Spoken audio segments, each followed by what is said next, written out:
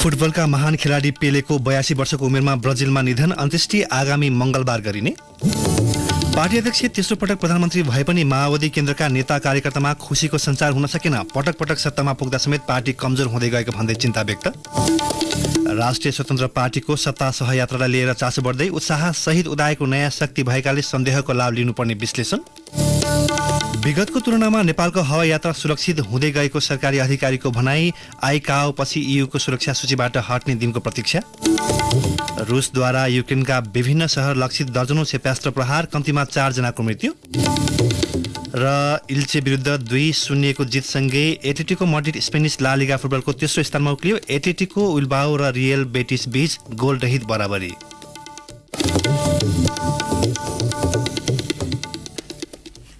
नमस्कार, कान्तिपुर डायरीका साथमा सहकर्मी तुलसी र म रमेश। समाचार अब विस्तारमा। फुटबलका महान खेलाडी पेलेको 82 वर्षको उमेरमा ब्राजिलमा निधन भएको छ। मृगौला र प्रास्टेटको समस्याबाट पीडित पेलेको उपचारका क्रममा गैराती निधन भएको हो। सन् 2021 मा शल्यक्रिया भए पनि गत महिना पुनः स्वास्थ्यमा समस्या भएपछि पेलेलाई अस्पताल भर्ना गरिएको थियो। ब्राजिलको साओ पाउलो स्थित अस्पतालमा उपचारका क्रममा पेलेको निधन भएको उनकी छोरी केली नासेमेन्टोले पुष्टि गरेकी हुन्। 20औं शताब्दीका महान खेलाडी घोषणा भएका ब्राजिलका पेलेले 3 वटा विश्वकप उपाधि जित्दै कीर्तिमानी कायम गरेका थिए। ब्राजिलका तर्फबाट सन् 1958, 1962 र 1970 गरी 3 वटा विश्वकपको उपाधि उचाल्ने पेले एकमात्र खेलाडी हुन्। 21 वर्ष लामो फुटबल करियरमा 1363 खेलमा पेलेले 1281 गोल गरेका छन्। ब्राजिलका लागि 92 अन्तर्राष्ट्रिय खेलमा पेलेले 77 गोल गरेका छन्। आगामी मंगलबार पेलेको अन्त्येष्टि गरिने बीबीसीले उल्लेख गरेको छ। संघीय संसदको तेस्रो दल माओवादी केन्द्रका अध्यक्ष पुष्पकमल दाहालको नेतृत्वमा नयाँ सरकार बनेपछि एउटा बहसको थालनी भएको छ। त्यो हो, पटक पटक सत्तामा पुगेको माओवादी किन बलियो राजनीतिक शक्ति बन्न नसकेको हो। पार्टी खुम्चिँदै गएकाले अध्यक्ष तेस्रो पटक प्रधानमन्त्री हुँदा पनि कतिपय नेता र कार्यकर्तामा खुसीको सञ्चार भएको देखिँदैन। उनीहरूलाई लागेको छ पार्टी कतै कमजोर हुँदै जाने त होइन। अवसर र चुनौती दुवैको दोसाधमा रहेकाले प्रधानमन्त्री दाहालले भने जस्तै सत्तामा आफ्नो अन्तिम इनिङमा कतिको खरो रूपमा उत्रन सक्छन् भन्ने चासो सर्वत्र देखिएको छ।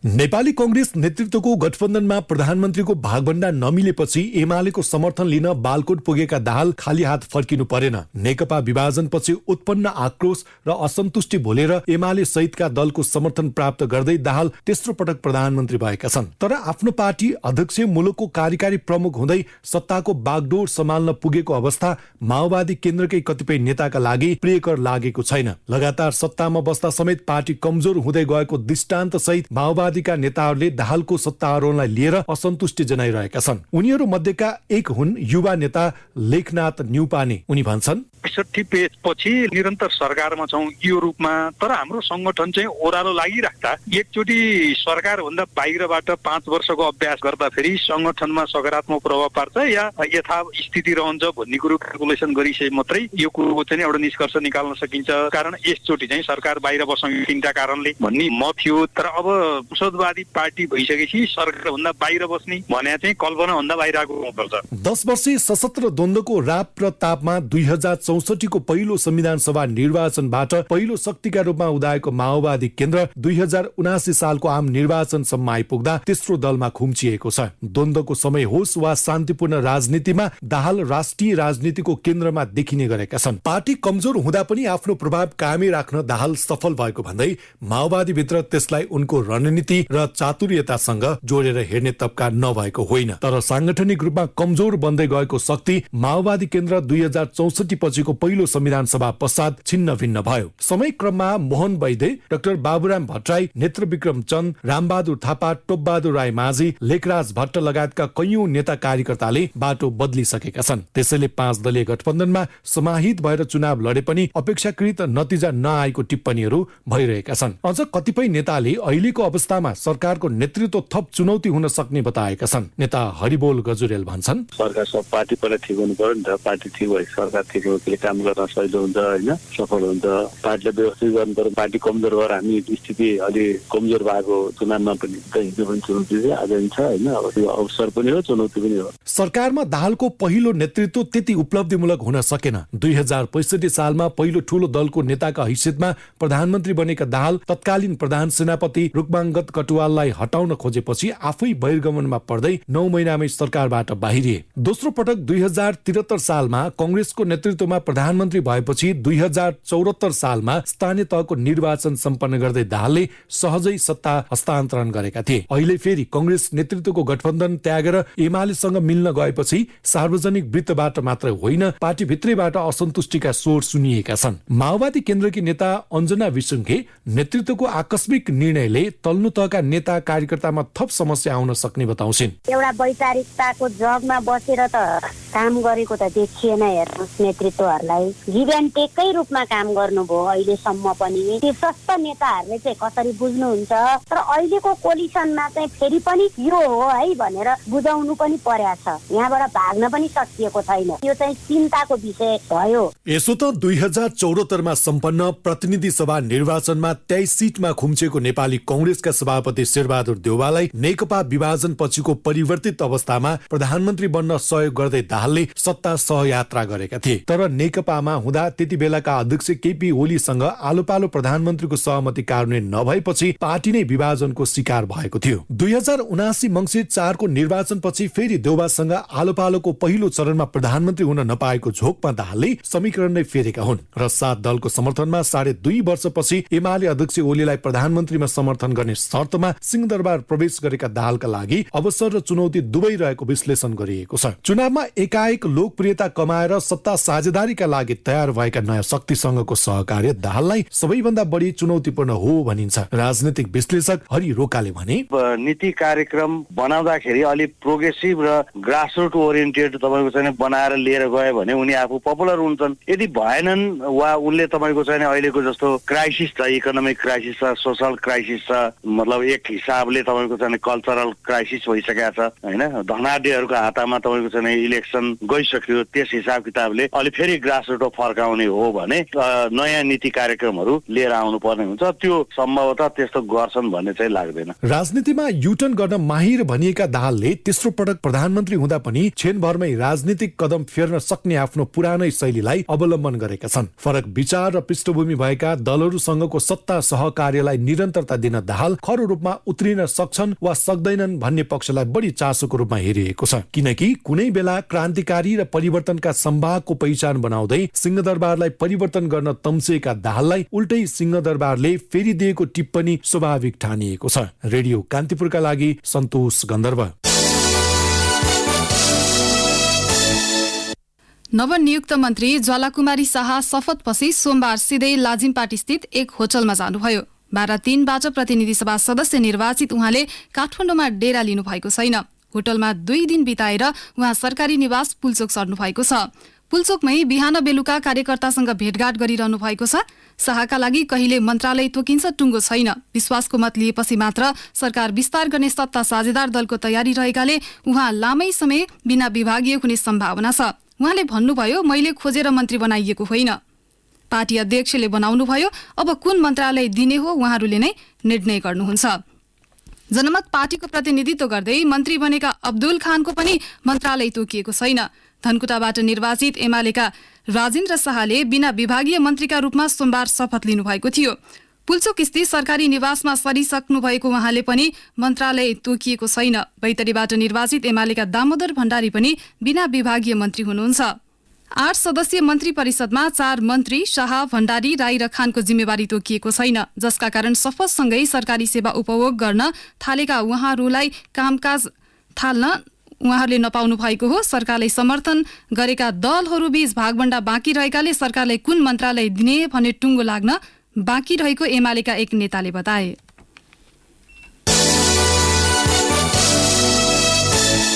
राजनीतिमा तिलस्मी यात्रा प्रारम्भ गरेको राष्ट्रिय स्वतन्त्र पार्टी र यसका अध्यक्ष रवि लामिछानेले अब कस्तो काम गर्लान् सर्वत्र चासोको विषय बनेको छ। अन्य क्षेत्रले लामिछानेको तीव्र गतिको राजनीतिक यात्रालाई स्वाभाविक माने पनि उनकै पूर्व सहकर्मी सञ्चारकर्मीहरूले भने सहजै स्वीकार्न नसकेको टिप्पणी भएको छ। आखिर किन चाहिन्छ त लामिछाने र स्वतन्त्र पार्टीलाई सन्देहको लाभ? एक टिप्पणी। सञ्चारकर्मबाट राजनीतिक यात्रा थालेको 7 महिना नबित्दै संसदको चौथो शक्ति बनेको राष्ट्रिय स्वतन्त्र पार्टीका अध्यक्ष रवि लामिछानेको शासकीय यात्रा पनि उत्तिकै विलक्षण छ। आलोकको गतिमा लामिछाने पुष्पकमल दाहाल नेतृत्वको सरकारमा उपप्रधान एवं गृहमन्त्रीका रूपमा आसीन्छन्। उनको यो अकल्पनीय यात्रालाई धेरैले स्वाभाविक माने पनि पूर्व सहकर्मी अर्थात् सञ्चारकर्मीले सहजै स्वीकारेको अवस्था छैन। जबकि उनको पार्टीले निर्वाचनमा प्रत्यक्षमा 7 र समानुपातिकमा 13 गरी 20 सिट जितेर धेरै थोक प्रमाणित गरिसकेको छ। सञ्चार कर्ममै रहँदा पनि अनेक स्टन्ट गर्ने लामिछानेले सरकारमा आएपछि पनि उस्तै क्रियाकलापलाई निरन्तरता दिने र अन्ततः त्यही स्टन्टको भारीले थिचिने मत सामाजिक सञ्जालमा सञ्चारकर्मीले प्रकट गरिरहेका छन्। सर्पले सर्पको खुट्टा देख्छ भने चाहिँ सहकर्मीको राजनीतिक उदयलाई सञ्चारकर्मीले सकारात्मक लिन सकेका छैनन्। तिनमा अमुक दलसँग निकट रहेका सञ्चारकर्मीको बाहुल्य छ। तर बिर्सन नहुने तथ्य के हो भने जसरी हरेक धर्मात्माको विगत हुन्छ त्यसै गरी हरेक अधर्मीको पनि भविष्य हुन्छ। विगत हेरेर कसैको भविष्य निर्धारण गर्नु गतिलो काम होइन। कम्तीमा नयाँ राजनीतिक शक्तिको रूपमा उदाएको राष्ट्रपा र लामिछानेको हकमा अहिले नै प्रतिक्रियात्मक हुनु हतारो हुन्छ। वर्तमानमा चलिरहेको राजनीतिक दाउपेचमा कच्चा भए पनि यिनै पुराना राजनीतिक शक्तिलाई सहरिया क्षेत्रमा धुलो चटाउने काममा रासोपा र तिनका उम्मेद्वारले आशातीत सफलता हात पारेको नै सत्य हो। सत्ता समीकरणले पूर्णता नपाउँदै र कार्य सञ्चालन गरेको एकाध दिनमै लामिछानेको विरोध र समर्थन गर्नु आफैमा अतिवादी कर्म हो। समर्थकहरूले असल गर्न नसके पनि खराब त गर्दै गर्दैनन् भन्नु र विरोधीले यिनले केही पनि लछार्दैनन् भन्नु चरमपन्थी विचारलाई प्रश्रय दिनु मात्रै हो। लामिछानेको आफ्नै कर्मले पनि विरोधीहरूलाई स्पेस दिइरहेको छ। नागरिकता विवाद अदालतमा विचाराधीन रहेकै समय अनुसन्धान गर्ने निकाय प्रहरी सहित आन्तरिक मामिलाको नेतृत्व गर्ने गृह मन्त्रालय रोजेर उनैले विरोधीको स्वरमा मलजल गरेका हुन्। त्यस्तै निर्वाचन लगत्तै आफूहरू सबल प्रतिपक्षीका रूपमा बस्ने भनेर हुङ्कार गरेका लामिछाने आफ्नै अडानमा टिक्न सकेनन्। पुराना नेताहरूको नेतृत्व नस्वीकार्ने आफ्नै अभिव्यक्तिलाई लङ्घन गरेर उनी पुरानै र अझ आफैले यसअघि दुर्वाच्य प्रयोग गर्ने गरेका नेताकै नेतृत्वमा सरकारमा सामेल भएर अरूले चाहिँ राजनीतिक रङ देखाए भन्नेहरू पनि छन्। उनका समर्थक चाहिँ नालीको फोहोर सफा गर्नका लागि मात्रै उनी नालीभित्र प्रवेश गरेका र उनको चरित्र दागी नभएको दावी गर्छन्। सन्देहको लाभ यतिखेर लामिछानेलाई दिइनुपर्छ। परिवर्तनको चेष्टा वा इशाराका रूपमा निर्वाचनमा मतदाताले घण्टीमा भोट खसालेका हुन्। पुराना राजनीतिक दल र तिनलाई नेतृत्व गर्ने नेताहरू प्रतिको विकर्षण र वितृष्णाकै रूपमा गएको निर्वाचनमा मतदाताले नयाँ सोच र शक्तिलाई एकपटक हेर्ने अभिलाषा अनुसार मत जाहेर गरेका हुन्। त्यसैले अहिले राजनीतिक वृत्तमा उदाएका नयाँ अनुहार र शक्तिको सफलता र असफलतासँग नागरिकका परिवर्तनकामी चाहना र इच्छा पनि जोडिएका छन्। यहाँ लामिछाने एक्लो व्यक्ति वा राष्ट्रपा एक्लो पार्टी मात्र होइन। राजनीतिक चङ्गुल वा चक्रव्यूहमा परे भनेर उम्कने छुट पनि लामिछानेलाई छैन। लोक रिझ्याइ र सार्वजनिक खपत हुने योजना र मुद्दा बोकेर उदाएका लामिछानेलाई केही समय सरकारमा पनि उस्तै प्रकृतिको काम गर्ने छुट हुन सक्छ, तर रूपमा लोकप्रिय र सारमा शून्य काम गर्ने छुट चाहिँ कदापि छैन। संसदीय राजनीति आफैमा निर्दयी हुन्छ। यहाँ दया माया र करुणा भन्दा अङ्कगणितीय खेलले ज्यादा अर्थ र महत्त्व पाउँछ। 20 सिटको टेकोमा उभिएका लामिछानेसँग छ त केवल सन्देहको लाभ। खबरदारी त मतदाताले गर्ने किनभने राजनीति आफैमा गम्भीर विषय हो जसलाई हामी राजनीतिज्ञको हातमा मात्रै निश्चिन्त र ढुक्क साथ छोड्न सक्दैनौं। रेडियो कान्तिपुरका लागि पवन आचार्य। कान्तिपुर डायरीमा अब ब्रेकको पालो। ब्रेकपछि कान्तिपुर डायरीमा अब कान्तिपुर सविस्तारको पालो। कान्तिपुर सविस्तार। नेपालको हवाई यात्रा सुरक्षित नभएको भन्दै युरोपेली युनियन EUले लगाएको प्रतिबन्ध अझै कायमै छ। सन् 2013 को अवस्थामा नेपालको आकाश असुरक्षित रहेको भन्दै आइकाओको सुरक्षा चासो सम्बन्धी सूचीमा रहे पनि विगतको तुलनामा सुधार भइसकेको सरकारी अधिकारीहरूको भनाइ छ। त्यसैले उनीहरू EUको सुरक्षा सूचीबाट नेपाल हट्ने दिनको पर्खाइमा छन्। अन्य मुलुकमा जस्तै नेपालको उड्डयन क्षेत्र अन्तर्राष्ट्रिय हवाई उड्डयन सम्बन्धी निकाय आइकाओको निगरानीमा पर्छ। इतिहास हेर्दा नेपाल सन् 1960 29 जुलाईबाट आइकाओको सदस्य बनेको हो। अन्य देशमा सो निकायले सुरक्षा अडिट सन् 1999 बाट सुरु गरे पनि नेपालमा भने सन् 2009 मा पहिलो पटक सुरक्षा अडिट गरेको थियो। त्यस बेलाको सुरक्षा अडिटमा नेपालले विश्वको औसत 60% भन्दा कम अङ्क प्राप्त गरेको थियो। नेपालले 43% अङ्क मात्र पाउन सक्यो। नेपालको आकाशमा आइकाओले सुरक्षा जोखिम देखायो र सुधार्न भन्यो। सन् 2013 मा आइकाओले नेपालमा दोस्रो पटक आफ्नो सुरक्षा अडिट गर्यो। त्यस बेला नेपालले फेरि औसत भन्दा कम 55% मात्र अङ्क प्राप्त गर्यो। नेपालको आकाशलाई आइकाओले सुरक्षित नभएको भन्दै सिग्निफिकेन्ट सेफ्टी कन्सर्न SSC मा राख्यो। सन् 2013 मा नेपालले सुरक्षा मापनमा 55% अङ्क प्राप्त गर्दा नेपालको आइकाओको अडिटलाई कारण देखाउँदै युरोपेली युनियन EUले पनि सुरक्षा सूचीमा राख्यो। विश्वभरको औसत 60% प्राप्त गर्न नेपाल 5 अङ्क मात्र पछाडि पर्यो। आइकाओ र EUले सुरक्षा सूचीमा राखेपछि नेपालको आकाशलाई जोखिम युक्त छ भनेर हेर्न थालिएको हो। त्यस बेला नेपालमा हवाई दुर्घटना बढी हुने गरेका थिए। सन् 1960 देखि 2013 सम्म नेपालका आकाशमा साना ठुला गरेर 22 वटा दुर्घटना भएका थिए, जसमा कुल 295 जनाले ज्यान गुमाएका थिए भने 38 जना घाइते भएका थिए। यही आँकडालाई हेरेर नेपाललाई आइकाओले सिग्निफिकेन्ट सेफ्टी कन्सर्नमा राखेको हो भने EUले आइकाओको अडिटलाई हेरेर तर नेपाली अधिकारीका अनुसार सन् 2013 को तुलनामा नेपालको हवाई सुरक्षामा परिवर्तन आइसकेको बताएका छन्। नागरिक उड्डयन प्राधिकरणका प्रवक्ता जगन्नाथ निरौला भन्छन्, अहिले EUको सेफ लिस्टको बारेमा चर्चा छ। त्यो भनेको 2013 मा नेपालको हवाई सुरक्षाको अवस्थितिलाई हेरेर उसले राखेको। त्यो 13 को अवस्थिति र अहिले सन् 2022 को परिस्थिति हेर्दाखेरि हामी धेरै माथि छौँ। त्यो अब अवस्था रहिरहने छैन र त्यो चाँडै नै अब EUले पनि हामीलाई नेपाललाई सेफ लिस्टबाट हटाउने हामी चाहिँ आशावादी छौँ। नेपालले पछिल्लो समय हवाई सुरक्षा सम्बन्धी विश्व स्तरको मापदण्ड अनुरूप उल्लेखनीय प्रगति हासिल गरिसकेको सरकारी अधिकारीहरूको दाबी छ। आइकाओले सन् 2017 को अडिटमा नेपालको अङ्क विश्व औसत 66 भन्दा माथि छ। सन् 2017 मा नेपालको EI 66.67 थियो। सोही आधारमा आइकाओले नेपाललाई सिग्निफिकेन्ट सेफ्टी कन्सर्नबाट हटाइसकेको छ, तर नेपाललाई EUले अझै पनि आफ्नो उडान सुरक्षा सूचीबाट हटाएको छैन। उडान सुरक्षा अडिटमा विश्वको औसत उडान सुरक्षा दर 67 र एसिया पेसिफिक दर 63% रहेको सन्दर्भमा नेपालले हवाई उडानको इतिहासमै पहिलो पटक 70.10% अङ्क प्राप्त गरेको छ। EUको सुरक्षा सूचीका कारण विगत 10 वर्षदेखि नेपालको नागरिक उड्डयन प्राधिकरणले AOC जारी गरेका सबै वायुयानलाई युरोपका आकाशमा उडान गर्न प्रतिबन्ध लगाइएको छ। हवाई सुरक्षा सम्बन्धी आइकाओको अडिटको आधारमा गम्भीर चासो औलाउँदै EUले नेपालको उड्डयन क्षेत्रलाई आफ्नो उडान सुरक्षा सूचीमा राखेको 10 वर्ष भयो। त्यसपछि सो सूचीबाट हटाउने पहल सुरु भएको छ। केही महिना अघि EU र उड्डयन प्राधिकरण बीचको वार्तापछि नेपाललाई सो सूचीबाट हटाउने प्रक्रिया बारे दुई पक्ष बीच सहमति भइसकेको छ। सन् 2022 को अप्रिल 23 मा आइकाओको अडिट अनुसार नेपालको EI 70.10% छ। सुरक्षा सम्बन्धी विश्व स्तरको मापदण्ड अनुरूप उल्लेखनीय प्रगति हासिल गरेकोले नेपाललाई उडान सुरक्षा सूचीमा राखिरहनुको औचित्य नरहेको नागरिक उड्डयन प्राधिकरणका सूचना अधिकारी ज्ञानेन्द्र भुलको भनाइ छ। अबको 6 महिनाभित्र नेपाल EUको सुरक्षा सूचीबाट हट्ने उनले बताए। आइकाओले जो 2022 मा हामीले लेटेस्ट अडिट गरिसकेपछि जब हाम्रो चाहिँ लागु दर जब 70% ओभर आइसकेपछि EUको टोली पनि आयो। EUको टोलीले आइसकेपछि तपाईको उहाँहरूले चाहिँ एउटा आफ्नो चाहिँ एउटा अनसाइट अब्जर्भेसन गरिसकेपछि हामी के पोजिटिभमा थियो भने मैले धेरै ठाउँमा भनेको पनि थिएँ वी आर भेरी पोजिटिभ दाइ हाम्रो सेफ्टी लिस्टबाट हामी हट्छौँ भन्ने थियो, तर त्यस्तो भएन। नहुँदाखेरि के भने चाहिँ हामीले चाहिँ हाम्रो चासो व्यक्त गर्दाखेरि चाहिँ हाम्रो श्रीमान महानिर्देशक र तपाईँको चाहिँ हाम्रो EUको नेपालको एम्बेसडरसँग चाहिँ कुरा गर्दाखेरि एउटा जोइन्ट प्रेस रिलिज निकाल्नु। उहाँले चाहिँ अब ठिकै तपाईँको चाहिँ एउटा EUको एउटा एभिएसन सेफ्टीको टिम नेपालमा आउँछ। नेपालमा आएर चाहिँ हामी एकचोटि फेरि हेर्छौँ, तपाईँको अहिले अपडेटेड सिस्टम हेर्छौँ। अहिलेको सिस्टमबाट नोन छौँ, त्यो चाहिँ एक्नोलेजमेन्ट भइसकेको छैन। क्रमशः सुधार हुँदै गएपछि नेपालको हवाई क्षेत्रलाई लिएर अन्तर्राष्ट्रिय जगतले सन्तुष्टि जनाएका छन्। विश्वका विभिन्न देशबाट अनुगमनमा आएको टोली नेपालको हवाई सुरक्षामा सन्तुष्ट रहेको नागरिक उड्डयन प्राधिकरणका प्रवक्ता निरौला बताउँछन्। त्यो आइकाओले दिएको रिपोर्ट अनुसार सबै विश्वका अरू संघ संस्थाहरू नेपालको उड्डयन सुरक्षाको बारेमा अध्ययन गर्न आएका छन्। त्यसमा EUको EASA टिम पनि आएर यहाँको सुरक्षा सम्बन्धी अध्ययन गरेर गएको छ। उसले पनि नेपालले धेरै राम्रो प्रगति गरेको छ।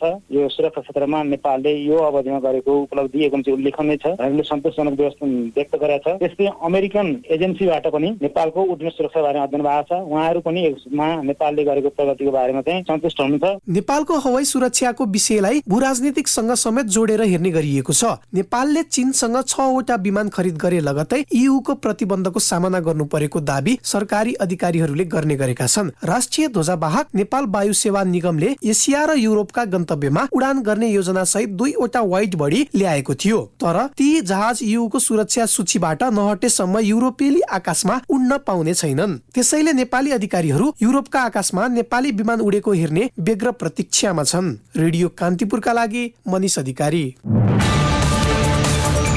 कान्तिपुर सविस्तार।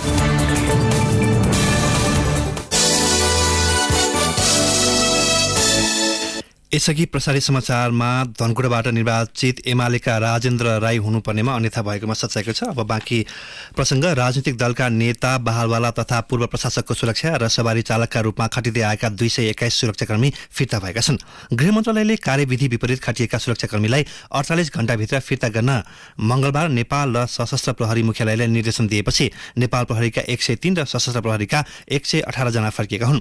पूर्व सभामुख दय रामचन्द्र पौडेल र सुभाष चन्द्र नेङवाङ, पूर्व उपप्रधान तथा गृहमन्त्रीहरू विजय कुमार गच्छदार र वामदेव गौतम, पूर्व गृहमन्त्री शक्तिबहादुर बस्नेत र कृष्ण प्रसाद सिटौला, पूर्व अर्थमन्त्री रामशरण महत, पूर्व ऊर्जा मन्त्री प्रकाश शरण महत लगायतको निवास तथा व्यक्तिगत सुरक्षा र चालकका रूपमा खटिएका जनशक्ति फिर्ता भएका छन्। गृह मन्त्रालय विभिन्न मन्त्रालयका सचिव तथा पूर्व प्रशासकको सवारी चालकको रूपमा खटिएका 29 जना सशस्त्र प्रहरी पनि मुख्यालय फिर्ता भएका छन्। प्रहरी प्रधान कार्यालयले उपप्रधान तथा गृहमन्त्री कमल थापा, पूर्व उपप्रधान तथा भौतिक योजना तथा निर्माण मन्त्री प्रकाश मानसिंह, पूर्व शहरी विकास मन्त्री अर्जुन नरसिंह केसी, पूर्व अर्थमन्त्री रामशरण महत र निवर्तमान शिक्षा मन्त्री देवेन्द्र पौडेलको सुरक्षा तथा सवारी चालकमा खटिएका प्रहरी पनि फिर्ता गरेको छ। पूर्व सांसद कृष्ण भक्त पोखरेल, पूर्व मन्त्री प्रेम बहादुर आले, मातृका यादव, प्रतिनिधि सभाका स्वतन्त्र सांसद अमरेश कुमार सिंह लगायतको सुरक्षामा खटिएका प्रहरी पनि फर्केका छन्। प्रहरी प्रधान कार्यालयले पूर्व विशिष्टको सुरक्षा र सवारी चालकमा खटिएका 66, गृह मन्त्रालयका कर्मचारीको सवारी चालकमा खटिएका 31 र पूर्व प्रहरी अधिकृतको अङ्गरक्षकमा खटिएका 7 जना सुरक्षाकर्मी फिर्ता भएको जनाएको छ। सुरक्षाकर्मी फिर्ता गरिएकामा केही पूर्व मन्त्रीले असन्तुष्टि जनाएका छन्। केही पूर्व मन्त्रीले भने अर्को चालकको व्यवस्था नभएसम्म फिर्ता नगर्न आग्रह गरेका थिए, तर दुवै सुरक्षा निकायले मन्त्रालयको निर्देशन भन्दै सुरक्षाकर्मी फिर्ता गरेका हुन्। कान्तिपुर डायरीमा अब ब्रेकको पालो। ब्रेकपछि अब आर्थिक प्रसङ्ग। पोहोरको तुलनामा यस वर्ष धान उत्पादन बढे पनि परारभन्दा घटेको छ। यस वर्ष 54,86,472 टन धान उत्पादन भएको कृषि तथा पशुपन्छी विकास मन्त्रालयले जनाएको छ। यो परिमाण 2078-79 को तुलनामा 3,55,847 टन बढी हो। गत वर्ष असोज 30 देखि कार्तिक 2 सम्मको बेमौसमी वर्षाले विशेष गरी लुम्बिनी र सुदूरपश्चिमका 1 लाख भन्दा बढी हेक्टरमा लगाइएको धान बालीमा क्षति पुर्याउँदा उत्पादन घटेको थियो। 2078-79 मा 51,30,625 टन मात्रै उत्पादन भएको थियो। यस वर्ष उत्पादनमा केही सुधार देखिए पनि परारको तुलनामा धान उत्पादन 1,35,238 टनले घटेको छ। अब अन्तर्राष्ट्रिय प्रसङ्ग। युक्रेनका विभिन्न शहरलाई लक्षित गर्दै रुसले दर्जनौं क्षेप्यास्त्र प्रहार गरेको छ। रुसी आक्रमणबाट पछिल्लो समय 4 जनाको मृत्यु भएको बीबीसीले जनाएको छ। रुसले 69 क्षेप्यास्त्र प्रहार गरेकामा 54 क्षेप्यास्त्रलाई वायु प्रतिरक्षा प्रणाली मार्फत रोक्न सफल भएको युक्रेनको प्रतिक्रिया छ। राजधानी कियवलाई लक्षित गरी गरिएको बमबारी युक्रेनको खार्किभ, ओडेसा, जिटोमर लगायत क्षेत्रमा समेत सुनिएको स्थानीयलाई उद्धृत गर्दै बीबीसीले जनाएको छ। अब खेल प्रसङ्ग। एथलेटिको मड्रिड स्पेनिस ला लिगा फुटबलको तेस्रो स्थानमा उक्लिएको छ। गैराती भएको खेलमा इल्सेमाथि 2-0 को जित निकाल्दै एथलेटिको मड्रिड तेस्रो स्थानमा पुग्न सफल भएको हो। दोस्रो हाफमा जोआओ फेलिक्स र अल्भारो मोराटाले गोल गर्दै टोलीलाई महत्वपूर्ण जित दिलाए। 15 खेलबाट 27 अङ्क जोडेको एथलेटिको मड्रिड भन्दा दोस्रो स्थानको रियल मड्रिड 14 खेलमा 35 अङ्क सहित 7 अङ्कले अघि छ। बार्सिलोना 14 खेलबाट 37 अङ्क सहित जारी लिगमा अग्रता कायम गरिरहेको छ। गैराती भएको अर्को खेलमा एथलेटिको विल्बाओ र रियल बेटिसले गोल रहित बराबरी गरेका छन्। एथलेटिको विल्बाओ तालिकाको 5औं स्थानमा छ भने रियल बेटिस तालिकाको 25औं स्थानमा छ। अब मौसम सम्बन्धी जानकारी। प्रदेश 1 कर्णाली र सुदूरपश्चिम प्रदेशका पहाडी भूभागमा आंशिक बदली रही अन्य स्थानमा मौसम सामान्यतया सफा रहने जल तथा मौसम विज्ञान विभागले जनाएको छ। साथै सोही प्रदेशको हिमाली भूभागका केही स्थानमा हल्का हिमपातको सम्भावना रहेको विभागको अनुमान छ। काठमाडौँ उपत्यकाको न्यूनतम तापक्रम 3 डिग्री सेल्सियस मापन गरिएको छ। अधिकतम तापक्रम 15 डिग्री सेल्सियस पुग्नेछ। सूर्योदय केही बेर अघि 6:54 भयो। सूर्यास्त भरे साँझ 5:19 हुनेछ। हवस् त यिनै प्रसङ्ग सहित बिहान 6:30 बजेको कान्तिपुर डायरी ल्याइ सकिन्छ। हाम्रो अर्को बुलेटिन बिहान 8 बजे डेभलपमेन्ट एन्ड इकोनोमिक्स डायरी हुनेछ। अहिलेलाई सहकर्मी तुलसी र म रमेश बिदा हुन्छौँ। नमस्कार।